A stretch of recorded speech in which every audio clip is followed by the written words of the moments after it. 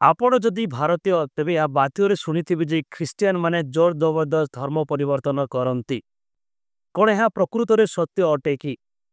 କଣ ପ୍ରକୃତରେ ଖ୍ରୀଷ୍ଟିଆନ ମାନେ ଜୋର ଜବରଦସ୍ତ ଧର୍ମ ପରିବର୍ତ୍ତନ କରନ୍ତି?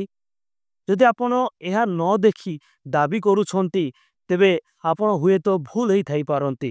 କୌଣସି ବିଷୟକୁ ନ ଦେଖି ଦାବି କରିବା ଉଚିତ ନୁହେଁ। ଆଉ ଯଦି ଆପଣ ପ୍ରକୃତରେ ଦେଖିଛନ୍ତି ଯେ କୌଣସି ବ୍ୟକ୍ତି କୌଣସି ଲୋକଙ୍କୁ ଜୋର ଜବରଦସ୍ତ ଧର୍ମ ପରିବର୍ତ୍ତନ କରୁଅଛି, ତେବେ ଆମକୁ ପରୀକ୍ଷା କରିବାକୁ ହେବ ଯେ କଣ ସେଇ ବ୍ୟକ୍ତି ପ୍ରକୃତ ଖ୍ରୀଷ୍ଟିଆନ ଅଟେ କି?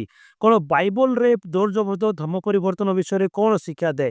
କଣ ଯୀଶୁଖ୍ରୀଷ୍ଟ ସେଇ ପ୍ରକାର ଶିକ୍ଷା ଦେଇଥିଲେ କି? କଣ ଯୀଶୁଙ୍କ ଶିଷ୍ୟମାନେ ସେଇ ପ୍ରକାର ଶିକ୍ଷା ଦେଇଥିଲେ କି? ଏହା ଆମେମାନେ ପରୀକ୍ଷା କରି ଜାଣିବା ବହୁତ ଆବଶ୍ୟକ ଅଟେ। ଆଉ ଏ ବିଷୟ ପରୀକ୍ଷା ନକରି ଆମମାନେ ଅନେକ ସମୟରେ ଖ୍ରୀଷ୍ଟିଆନଙ୍କ ଉପରେ ମିଥ୍ୟା ଦାବି କରିଥାଉ ଯେ ଖ୍ରୀଷ୍ଟିଆନ ମାନେ ଜୋର ଜବରଦସ୍ତ ଧର୍ମ ପରିବର୍ତ୍ତନ କରନ୍ତି। ତେବେ ଆସନ୍ତୁ ଆମେ ଏଇ ଭିଡ଼ିଓରେ ଦେଖିବା ବାଇବଲ এই ବିଷୟରେ କଣ କହେ। ଯୀଶୁ ଯେତେବେଳେ ସେବା କାର୍ଯ୍ୟ ଏଇ ଜଗତରେ ଆରମ୍ଭ କଲେ, ସେତେବେଳେ ସେ ଅନ୍ୟମାନଙ୍କୁ ଶିଷ୍ୟ ଗଠନ କରିବା ଆରମ୍ଭ କଲେ। ଆଉ ସେ ଯେତେବେଳେ ଶିଷ୍ୟ ଗଠନ କଲେ, ସେ କହିଲେ ମୋହର ଅନୁଗମନ କର, ମୁଁ ତୁମମାନଙ୍କୁ ମନୁଷ୍ୟ ଧରିବା ଶିଖାଇବି। ତେବେ ଏଠାରେ ସେ ଅନ୍ୟମାନଙ୍କୁ ସେ କହୁଛନ୍ତି ମୋହର ଅନୁଗମନ କର। ଏହାର ଅର୍ଥ ଏହା ଯେ ସେ ଗୋଟେ ଆହ୍ୱାନ ଦେଉଛନ୍ତି ଯେ ମୋହର ଅନୁଗମନ କର, ମୁଁ ତୁମମାନଙ୍କୁ ମନୁଷ୍ୟ ଧରିବା ଶିଖାଇବି।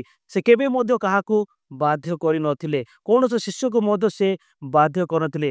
ଆପଣ ଯଦି ବାଇବଲକୁ ଭଲ ଭାବେ ପଢ଼ନ୍ତି ତେବେ ଜାଣିପାରିବେ ଯେ ସେ ଅନ୍ୟମାନଙ୍କୁ ମୋହର ଅନୁଗମନ କର ବୋଲି ଆହ୍ୱାନ ଦେଉଥିଲେ, କିନ୍ତୁ ସେ କାହାକୁ ମଧ୍ୟ ବାଧ୍ୟ କରୁନଥିଲେ। ପୁଣି ମାଥ୍ୟୁ 11 ପର୍ବ 28 ପଦରେ ଲେଖାଯାଏ ଯେ ଯୀଶୁ କହନ୍ତି, ହେ ପରିଶ୍ରାନ୍ତ ଓ ଭାରଗ୍ରସ୍ତ ଲୋକ ସମସ୍ତେ ତୁମେମାନେ ମୋ ନିକଟକୁ ଆସ, ମୁଁ ତୁମମାନଙ୍କୁ ବିଶ୍ରାମ ଦେବି। ଏଠାରେ ମଧ୍ୟ ଯୀଶୁ ଅନ୍ୟମାନଙ୍କୁ ଗୋଟେ ଆହ୍ୱାନ ଦେଉଛନ୍ତି, ମୋ ନିକଟକୁ ଆସ, ମୁଁ ତୁମମାନଙ୍କୁ ବିଶ୍ରାମ ଦେବି। ଯୋହନ 6 ଅଧ୍ୟାୟରେ ଆମେ ଦେଖୁ ଯେ ଯୀଶୁ କହନ୍ତି, ସେ କହିଲେ ଏହି ହେତୁ ମୁଁ ତୁମମାନଙ୍କୁ କହିଅଛି, ପିତାଙ୍କ ଠାରୁ ଅନୁଗ୍ରହ ଦତ୍ତ ନ ହେଲେ କେହି ମୋ ନିକଟକୁ ଆସିପାରେ ନାହିଁ। ଯୀଶୁ ଜାଣନ୍ତି ଯେ ଈଶ୍ୱର ଯଦି ଇଚ୍ଛା କରନ୍ତି ତେବେ ଜଣେ ଲୋକ ତାହାଙ୍କ ନିକଟକୁ ଆସିପାରିବେ ବା ତାହାଙ୍କୁ ବିଶ୍ୱାସ କରିପାରିବେ।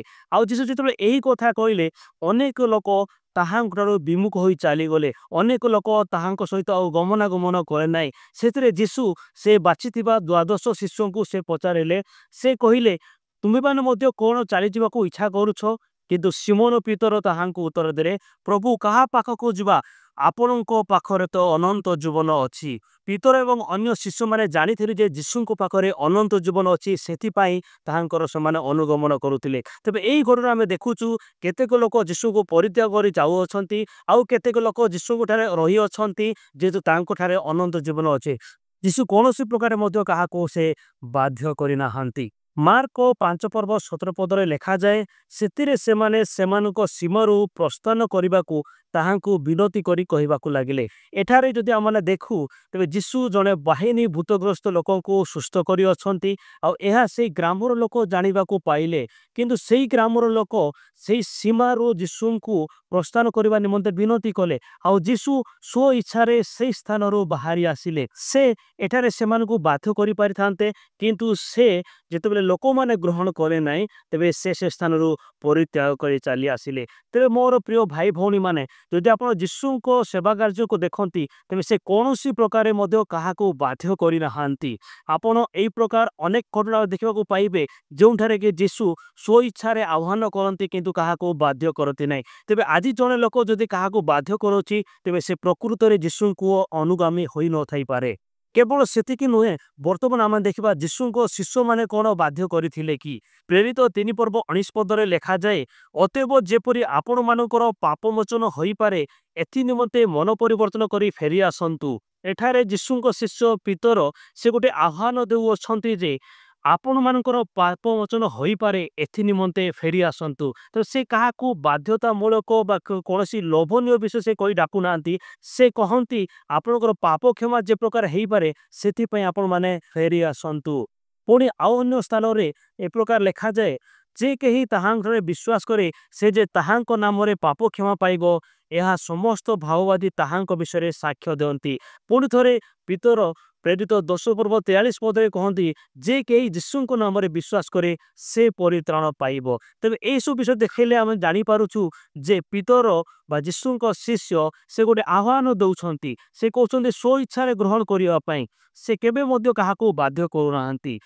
ठीक सही प्रकार पाउल को मध्य देखु जे प्रकार लिखा जाए रोमियो 10 पूर्व 9 पद 10 पदरे एठार यही प्रकार लिखा जाए जेणु तुम्हें जदि मुखरे यीशु को प्रभु बोली स्वीकार करिवो आउ ईश्वर ताहांको मृत मानक मध्यरु उठाई अछंती बोली हृदय रे विश्वास करिवो तेबे परित्राण प्राप्त हबो। तेबे पाउल ए प्रकार प्रचार करती बा ए प्रकार शिक्षा दियंती जदि तुम्हें मुखरे यीशु को प्रभु बोली स्वीकार करिवो एवं हृदय रे विश्वास करिवो तेबे परित्राण प्राप्त हबो। तेबे यीशु को विश्वास करबा निमंते बा ख्रिस्टियन धर्म ग्रहण करबा निमंते आपन को यीशु को प्रभु बोली स्वीकार करबा को हेबो एवं हृदय रे विश्वास करबा को जे यीशु मृत मानक मध्यरु पुनरुत्थित होई अछंती अर्थात से जीवित अछंती। ते पाउल ए प्रकार से गोटे आह्वान दियंती बा ए प्रकार भाव से कहंती जे जदि तुम्हे माने मुखरे यीशु को स्वीकार करिवो प्रभु बोली तेमे तुमाने परित्राण प्राप्त हेबो। ते मोर प्रिय भाई भौणी माने पितर मध्य काहाको बाध्य करि नथिले पाउल मध्य काहाको बाध्य करथले यीशु मध्य काहाको बाध्य करि नथिले।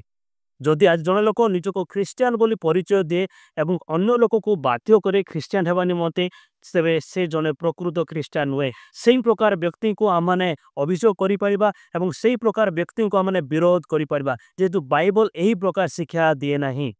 आउ आपण जदि कोनोसी गोटी व्यक्ति को ए प्रकार कार्य करुथबा देखि समस्त ख्रिस्टियान भाई भौणी को जदि अभियोग करंती जे ख्रिस्टियन माने धर्म परिवर्तन बाध्य करती तेबे यह भूल अटे। ते मने रखंतु ख्रिस्टियन माने काहाको बाध्य धर्म परिवर्तन करती नाही। आउ जदि कोनोसी लोक बाध्य बा जोर जबरदस्त धर्म परिवर्तन करे तेबे से जने प्रकृत ख्रिस्टियन नुहे जेहेतु बाइबल एही प्रकार शिक्षा दिए नाही यीशु से प्रकार शिक्षा दियंती नाही पाउल से प्रकार शिक्षा देई नाहांती बा पितर मध्य से प्रकार शिक्षा देई नाहांती। तेणु मने रखिबा जे ख्रिस्टियन माने जोर जबरदस्त धर्म परिवर्तन करती नाही किंतु से माने गोटे आह्वान दियंती जे यीशु को आसंतु विश्वास करंतु आउ आपण माने परित्राण पाइबे।